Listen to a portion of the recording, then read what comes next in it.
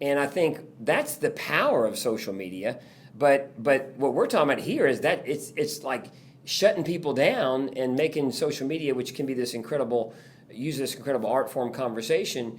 Now it's like, no, it's just my private world for only people who believe exactly like I believe. That is scary. It is scary. It's the worst kind of bubble that you could imagine.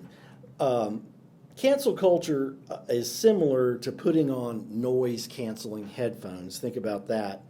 You may no longer hear the chatter that's going on around you, but that doesn't mean that it's not there anymore. It just means that you don't hear it. And noise canceling headphones can be a good thing, but they can also be unsafe. So if you're working on a construction crew, you don't want to wear noise canceling headphones, but you do want to wear them on an airplane maybe. Or skiing. Or skiing, something like that. But denying the reality does not make the reality go away. It only affects your perception of it. And once your perception of reality is affected in a way that's unreal, then you're less likely to have any kind of impact at all. When I was thinking about the other day, I see this as not just media or on both sides or individuals. I see more and more the cancel culture is really making its way into brands. And Yeah. I think that's a very dangerous thing. Literally you're seeing brands not have any tolerance on someone who doesn't believe the way their quote culture is saying. And I think it's gonna backfire on a lot of brands. Right. Both sides, right? Yeah, I don't necessarily believe that it comes from a negative place, but brands want to position themselves as the embodiment of a certain kind of value, and that they want that segment of the market to respond favorably, and so they position themselves in such a way that they do become cancelers, for lack of a better term. What were you talking about on conversation? You look up. You're obviously been a librarian, been all these really neat things. You're much more have a lot of depth around these things in word and language. You speak multiple languages, but I think you went back and looked a little bit about conversation and sort of the history and the root of that word. Yes. Talk about what you found there. Okay, so conversation actually it originates in Latin, but it traveled into the French language, and there was even an old English variant of it. And it did not originally mean to discuss something. Conversation was not people speaking to one another. It originally meant making your way in the world. Wow. Keeping company with others was another meaning of it, right? And you cannot make your way in the world if you put on blinders and noise-canceling headphones.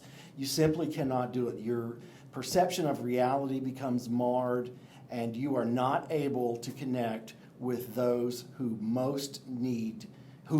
you most need to connect with, and probably maybe most need to connect with you. Think about the old country preacher who's preaching a sermon, and he does not want to preach to the choir.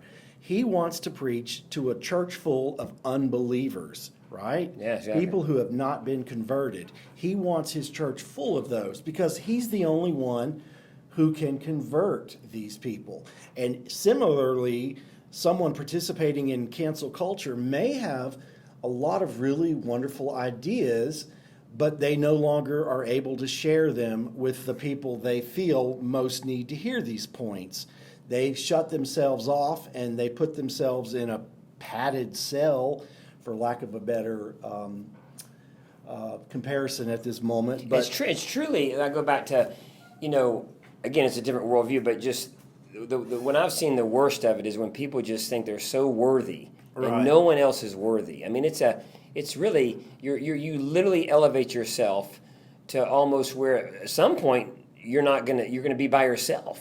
yeah, you are going to be by yourself, and you're not going to be able to bring about the change that you want to bring about because you you're not keeping company with others. Yeah. You are not getting along in the world, so to speak. Not having a conversation. You're not having a conversation. And if you want to achieve something, if you want to see change take place, you have to have a conversation. You have to be willing to listen to those who disagree with you.